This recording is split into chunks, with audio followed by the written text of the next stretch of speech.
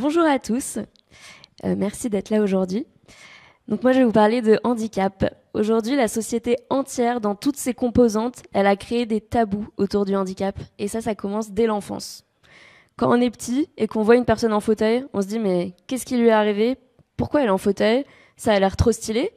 Et lui, pourquoi il voit pas? Comment il fait le matin pour trouver ses chaussettes?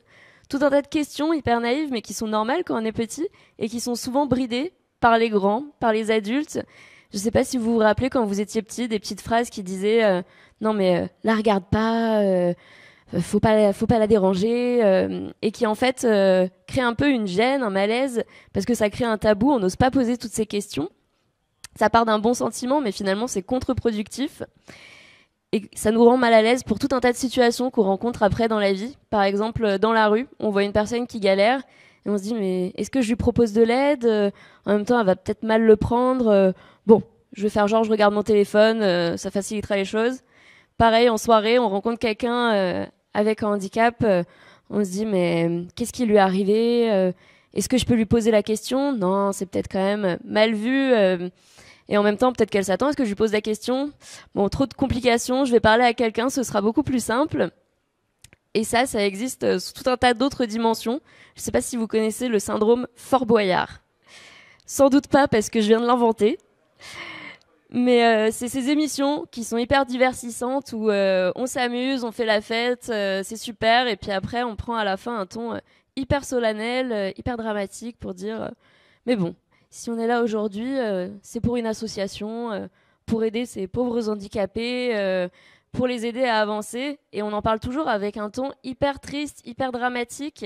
Et ça fait que envenimer tous ces tabous et ces préjugés qu'on peut avoir autour du handicap. Et ça a un gros impact dans la vie du quotidien.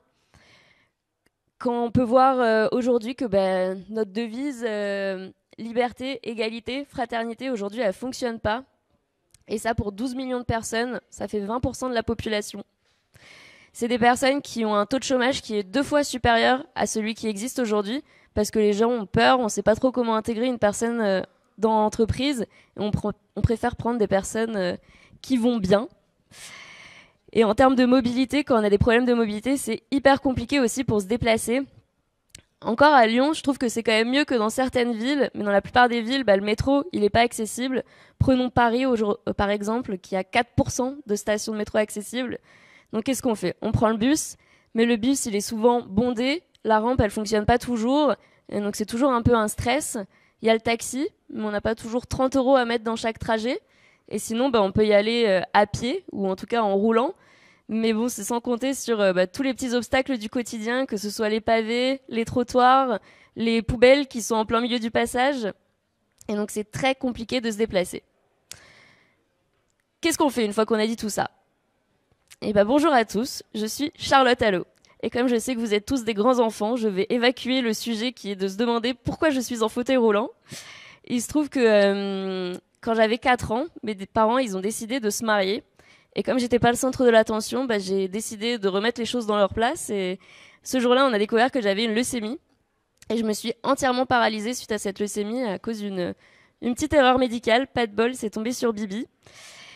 Et du coup, j'ai commencé le début de ma vie plutôt avec un départ de 1 to 0, plutôt que 0 to 1. Ça n'a pas été évident, mais j'ai eu la chance d'être hyper bien entourée, d'avoir une grande partie de ma famille qui était très présente et qui m'a toujours dit que rien ne serait impossible et que je pourrais tout faire dans la vie.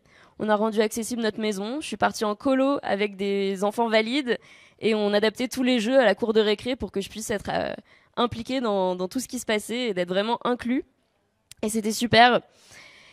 Et ensuite, j'ai pu intégrer une école qui s'appelle Toulouse-Lautrec. Je ne sais pas si vous avez vu la série sur TF1. C'est une école qui est mixte, qui accueille des enfants en situation de handicap et des enfants valides. Et c'est juste incroyable là-bas parce qu'on tourne tout avec beaucoup d'humour, beaucoup d'autodérision. Il y a des handicaps qui sont plus lourds et qui nous permettent de relativiser. Et ensemble, on apprend à avancer. Et c'est un endroit qui est juste incroyable où j'ai pu pratiquer tous les handisports possibles, que ce soit du rugby, de l'athlétisme, du basket. J'ai même sauté en parachute. J'y ai rencontré Will Smith. Enfin, c'était une école qui est géniale et qui nous apprend à accepter son handicap et à avancer. Et donc suite Suite à cette école, je me suis lancée en médecine. Sauf qu'arrivée là-bas, je me suis dit, oulala, l'esprit concours, c'est pas du tout fait pour moi. Moi qui étais dans un petit cocon où on était quand même bien accompagnés. Et donc j'ai décidé de profiter de cette année pour passer mon permis, gagner en autonomie et finalement m'orienter vers une école de commerce. Une école de commerce où je suis partie en Erasmus, j'ai beaucoup fait la fête, j'ai rencontré plein de potes, j'ai appris à gagner encore plus en autonomie et je me suis formée en ressources humaines où j'ai ensuite intégré Airbus, une filiale d'Airbus sur Paris et où je me suis formée aux ressources humaines, c'était génial. Mais jusqu'à ce que ma vie change complètement, ma vie pro en tout cas, parce que là-bas j'y ai rencontré ce qui allait être mes futurs associés. Les garçons, comme j'aime les appeler. Mathieu, Robin, Noé et Sullivan. Et en fait, je les ai rencontrés pendant qu'eux faisaient une formation d'innovation centrée utilisateur. Ça s'appelle du design thinking, où l'idée c'est de se mettre à la place des utilisateurs pour développer des solutions. Et donc eux n'y connaissaient absolument rien au handicap et on leur avait donné un brief au début de l'école qui était de trouver une solution pour améliorer la mobilité des personnes à mobilité réduite. Et comme ils y connaissaient rien, la première étape c'est de se mettre en immersion, de se mettre à la place des gens. Et donc ça, je vous explique toute cette méthode-là, mais elle s'applique au projet qu'on a eu, mais qui peut s'appliquer à n'importe quel projet, qui est donc de se mettre à la place des personnes concernées, donc en l'occurrence des gens en fauteuil. Donc ils se sont mis en fauteuil, ils se sont accrochés les pieds pour vivre vraiment l'expérience pendant 2 semaines. Et donc ouais, s'ils pouvaient pas attraper le paquet de pâtes au-dessus de l'étagère, ils mangeaient pas de pâtes. Si les toilettes étaient pas accessibles, ils se faisaient porter par les copains pour aller sur le trône. Et ils ont vraiment vécu de A à Z tout ce que ça implique de se retrouver en fauteuil, donc toutes les difficultés techniques qu'on peut avoir, mais aussi les interactions qui changent quand on est en fauteuil. Mais l'immersion, ça s'arrête pas là. Il faut ensuite passer à une phase d'observation avec les personnes qui sont vraiment concernées au quotidien. Donc les gens qui sont en fauteuil, mais aussi toutes les parties prenantes, que ce soit les proches, que ce soit les soignants, que ce soit les aidants, les soignants. Et c'est à ce moment-là que je les ai rencontrés. C'est ma kiné qui nous avait mis en relation.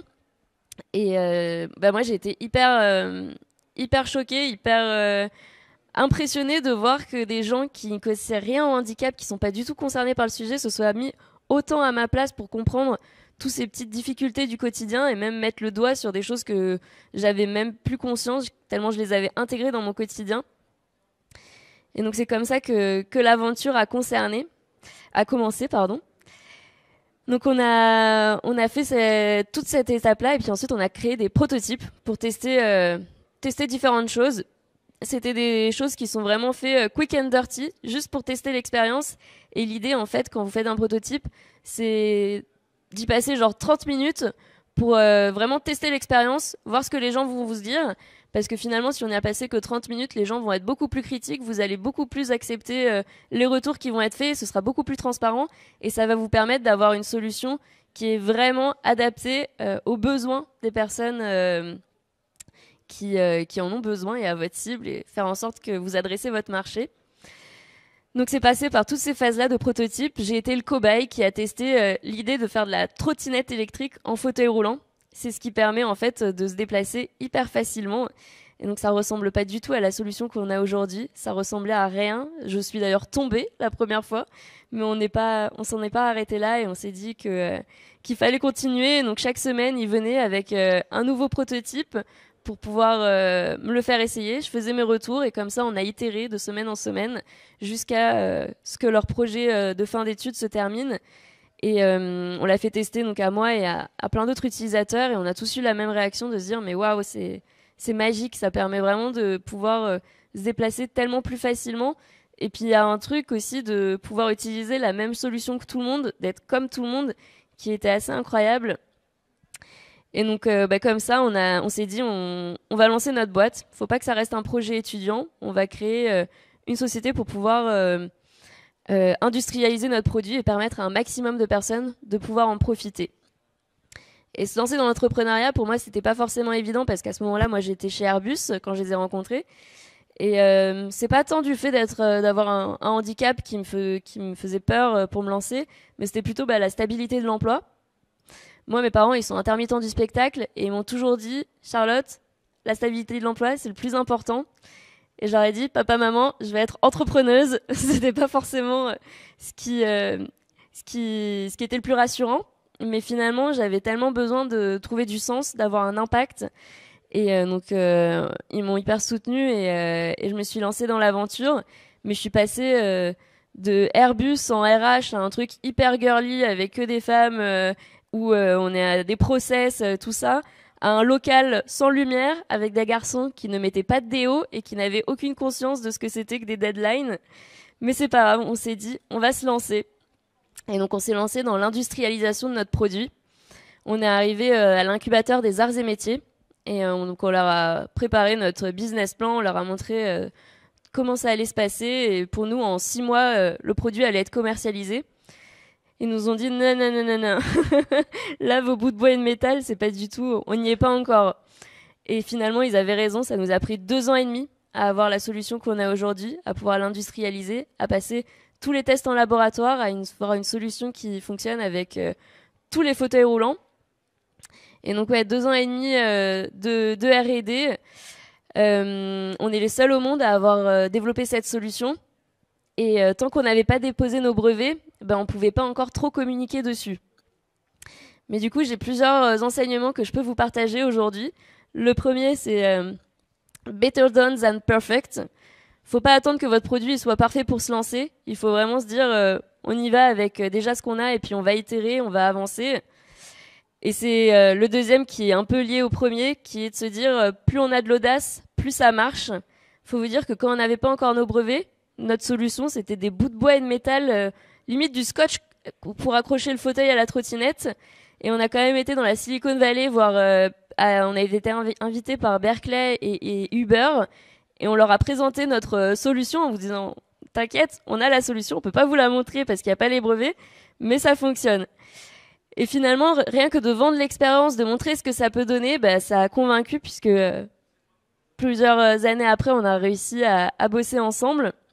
Et donc ouais, mon troisième enseignement, ce serait de se dire aussi que idéalement, vous lancez pas en pleine pandémie de Covid, parce que nous, on a eu du flair. On s'est dit, on va lancer notre commercialisation en 2020. Et donc, bon, bah, c'était beaucoup plus compliqué que prévu. On s'est lancé en B2C, en ligne, via notre site internet.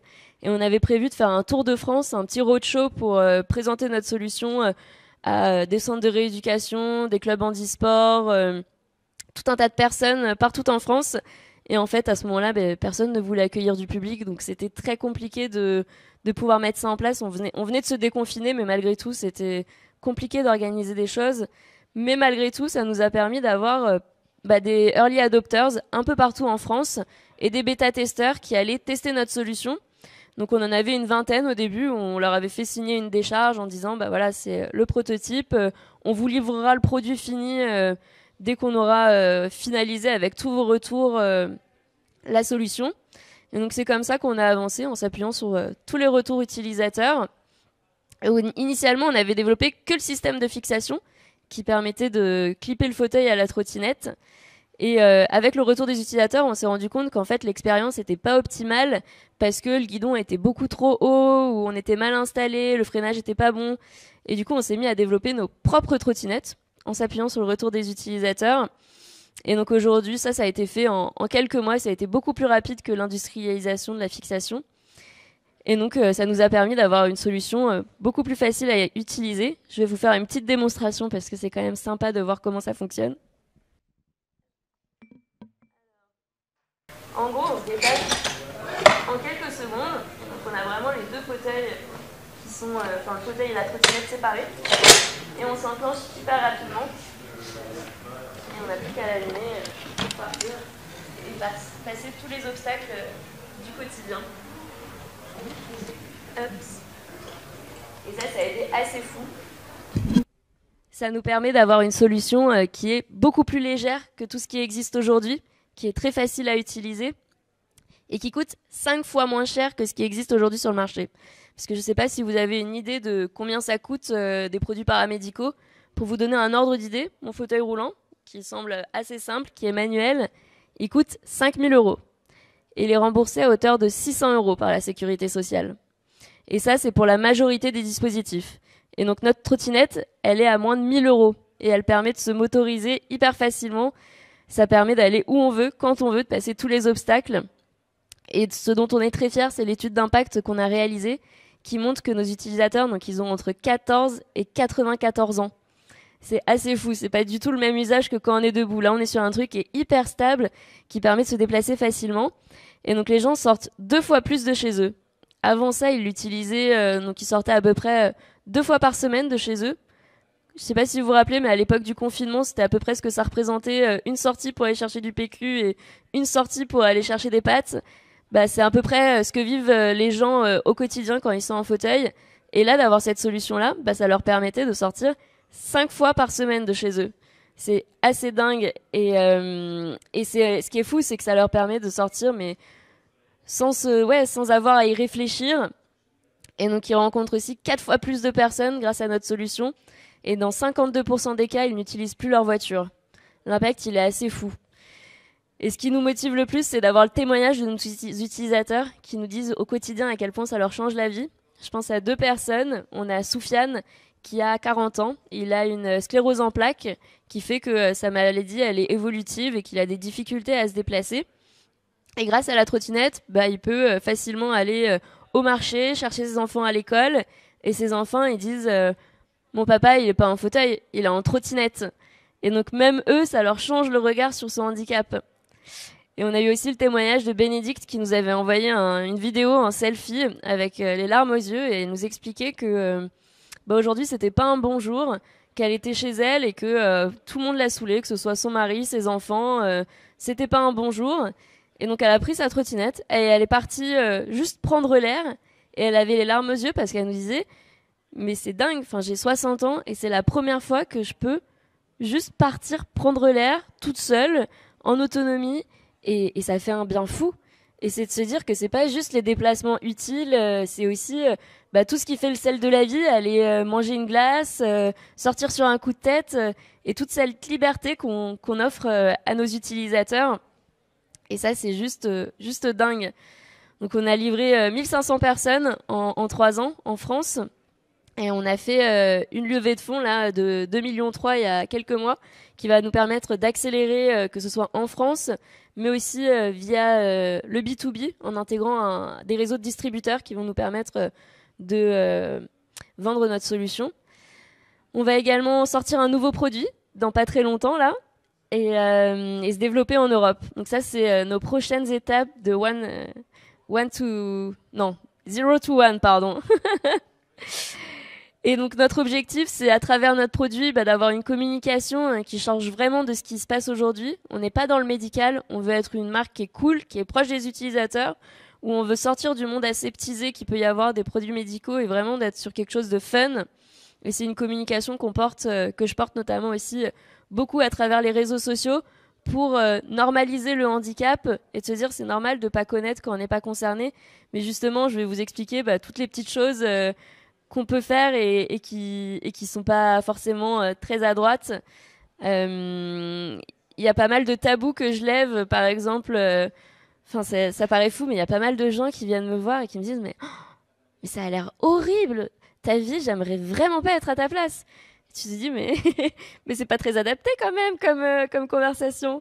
Et qui viennent te voir en te tapotant la tête comme si tu étais un enfant ou quand t'es au resto avec ton ami qui demande à ton ami et qu'est-ce qu'elle va prendre la dame. La dame elle peut répondre, hein, elle est capable et toutes ces choses là où c'est important pour moi d'en parler. Il y a beaucoup de gens aujourd'hui qui prennent la parole et qui normalisent le handicap, que ce soit des influenceurs, je pense à 12 février ou Arthur Bocheron.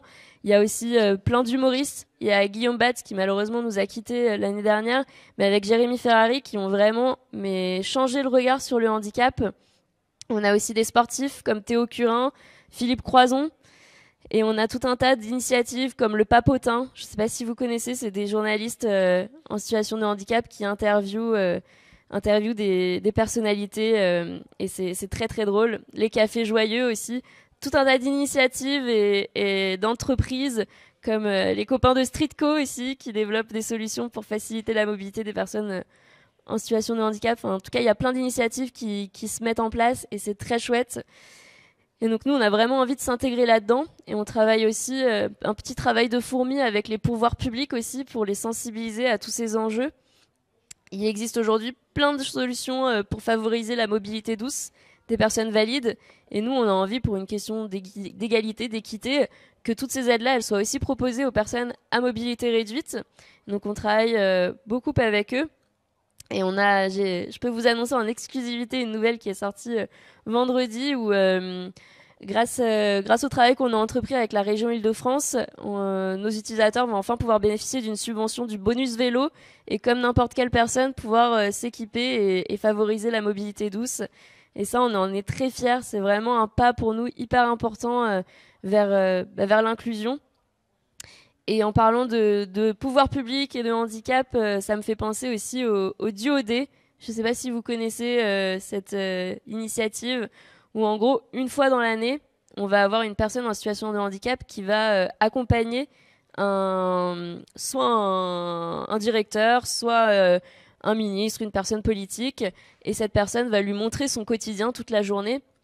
Mais c'est assez descendant parce que la personne en situation de handicap suit la personne comme ça pour regarder ce qui se passe. Et moi, ce que je proposerais, c'est d'inverser les rôles et qu'on passe plutôt à un immersive day où en fait ces personnes-là se mettraient à la place de la personne en situation de handicap. Donc on aurait un ministre en fauteuil, un ministre les yeux bandés ou des directeurs qui se mettraient à la place pour vivre leur journée et voir comment ça se passe une journée type avec le handicap de la personne. Je sais pas si vous vous rappelez, mais il y a une vidéo qui a fait le buzz il y a pas très longtemps où on avait mis un simulateur de règles douloureuses à des députés. Et forcément, ils ont hurlé. Et bah paf, quelques mois après, il y avait un vote à l'Assemblée nationale pour proposer un congé menstruel. Bah, on se dit que si on mettait tous les gens en fauteuil, que ce soit le président, le Premier ministre, bon, on ne sait pas encore qui sera notre prochain Premier ministre, mais en tout cas, je pense que l'espace public serait beaucoup plus accessible si on se mettait tous à la place et si on était tous concernés par le sujet et si on se mettait à la place des gens. Donc voilà, c'est une initiative pour nous qui est très importante. Et pour moi, c'est important aussi que tout le monde se sente concerné parce que le handicap, c'est vraiment une affaire de tous. On a tous un jour, on peut se retrouver avec une jambe dans le plâtre ou un handicap plus grave. Les personnes qui vieillissent, on va être des aidants et donc ça nous concerne tous de faire en sorte que l'espace public soit plus accessible et qu'on développe un maximum de solutions pour faciliter l'autonomie de chacun. Et donc voilà, j'espère que tout ce que je vous aurais partagé aujourd'hui vous aura un petit peu inspiré sur le sujet et avec plaisir en tout cas pour en discuter et faire en sorte que l'inclusion soit prise en compte au maximum sur tous les aspects. Je vous remercie à tous et je vous souhaite une excellente journée.